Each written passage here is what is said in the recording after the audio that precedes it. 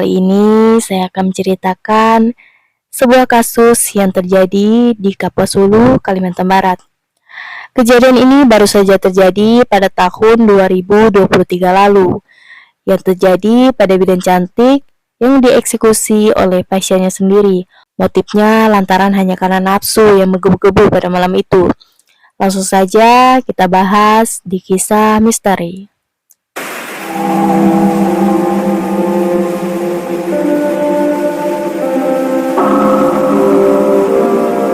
Kisah ini terjadi di sebuah daerah Kalimantan Barat, tepatnya di Kapuas Hulu, di mana kasus ini menimpa seorang bidan cantik yang bernama Hetty Carmila, yang usianya masih tergolong muda, yaitu baru menginjak 26 tahun. Dan dikenal sebagai wanita yang cukup tangguh. Bagi kedua orang tuanya, Hetty dikenal sebagai orang yang periang, sehingga banyak pasien yang menyukai kinerja dari si Hetty.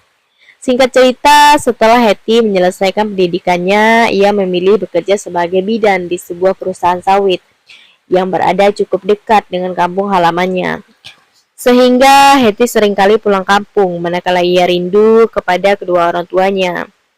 Kejadian naas ini terjadi pada malam 22 November 2023 lalu, di mana Hetty memilih beristirahat sendirian di kamar tersebut. Hal itulah yang menjadi kesempatan pelaku untuk melancarkan aksinya. Langsung saja kita bahas ke kronologinya. Pada malam sebelum kejadian, rekan kerja Hetty, kita sebut namanya Dina. Dina mengajak Hetty untuk pulang. Toh kebetulan besok juga hari weekend. Entah mengapa Hetty menolak ajakan Dina. Ia berpikir akan ribet nantinya ketika ia akan pulang. Apalagi keesokan harinya ia harus mendapatkan shift pagi. Tentunya ia harus bangun lebih awal. Akan telat nantinya jika harus berangkat dari kampung. Ia pun sudah terbiasa menginap di camp tersebut. Jadi tidak ada rasa curiga maupun khawatir sama sekali. Sementara itu, Narsip yang merupakan seorang pelaku. Ia adalah seorang anak rantauan. Ia berasal dari Banten. Ia memutuskan untuk bekerja dan merantau ke Kapuas Hulu untuk bekerja sebagai karyawan di perusahaan sawit. Pelaku seringkali bertemu dengan korban. Pada saat ia sakit, bidan Hetty lah yang melayaninya dan memberikan resep obat kepadanya. Dan pada saat itu juga, Narsip sangat mengagumi Hetty yang berparas cantik dan menawan. Pada malam itu, Narsip memutuskan nongkrong dan minum minuman keras bersama teman-temannya, seraya melepaskan lelah karena sudah bekerja 1 minggu full. Karena minum terlalu banyak, ia pun merasa pusing dan memutuskan berpamitan pulang kepada teman-temannya untuk sekedar beristirahat. Sebelum pulang, Narsip pun memetik 2 biji kedondong. Ia pun berpikir, mungkin dengan aku memakan kedondong ini, pusing di kepalaku akan sedikit membaik.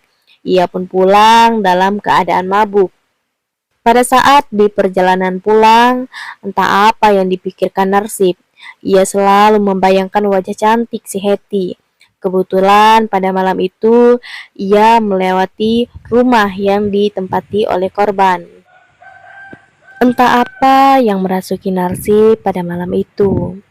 Ia seakan tidak berpikir panjang dan ingin berniat jahat kepada si korban. Narsip pun memulai aksinya dengan mencoba masuk melalui pintu belakang. Kebetulan pintu belakang korban pada saat itu tidak terkunci, sehingga hal tersebutlah mempermudah aksi bejat Narsip. Setelah berhasil membuka pintu korban, ia pun mengendap-endap masuk ke kamar korban. Ia pun melihat korban yang sedang tertidur pulas dalam keadaan tengkurap. Narsip yang seperti orang kesetanan, ia pun langsung melancarkan aksinya dan mencekik korban dari belakang.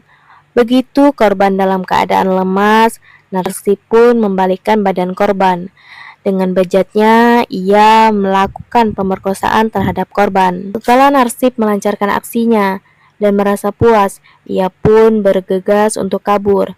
Namun pada saat ia membalikan badan, betapa terkejutnya Narsip melihat Hetty yang tiba-tiba tersadar dari pingsannya dan menatap wajahnya secara langsung.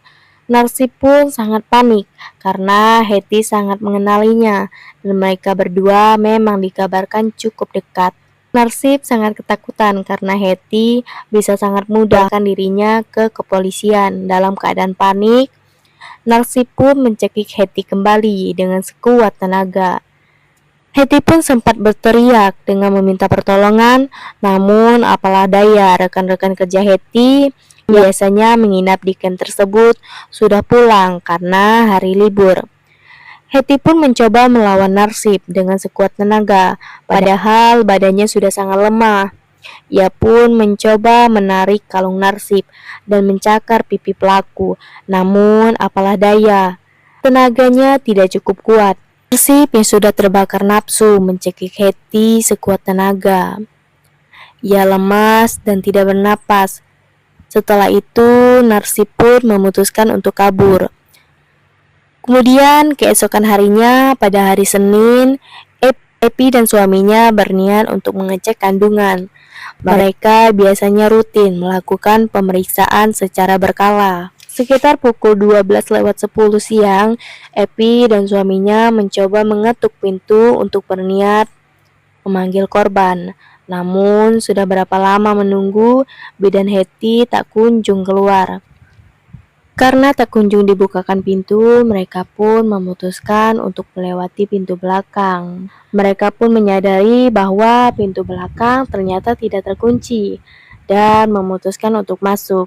Sontak saja Epi dan suaminya berteriak histeris dikarenakan melihat bidan Hetty yang terbaring seperti mayat di dalam kamar tanpa memakai pakaian sehelai pun. Mereka pun langsung meminta pertolongan kepada warga terdekat.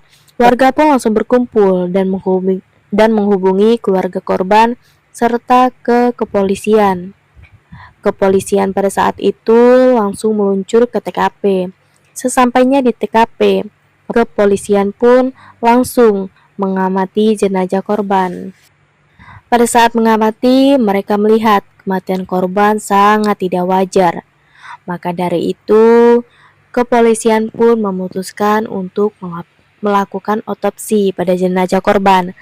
Hasil otopsi menyatakan bahwa kematian korban karena lemas, kekurangan oksigen, serta terdapat indikasi pencabulan terhadap korban. Sementara itu, di TKP, polisi menemukan beberapa barang yang sangat mencurigakan, seperti pecahan kaca dan 2 biji kedondong. Polisi juga menemukan kalung yang tentunya bukan milik korban, yang mana kalung tersebut adalah milik pelaku. Sementara itu, perusahaan tempat Hetty bekerja langsung mengumpulkan semua karyawannya. Namun, tampak ada yang janggal pada saat itu, dikarenakan salah satu karyawan tampak tidak hadir. Ia adalah Narsip.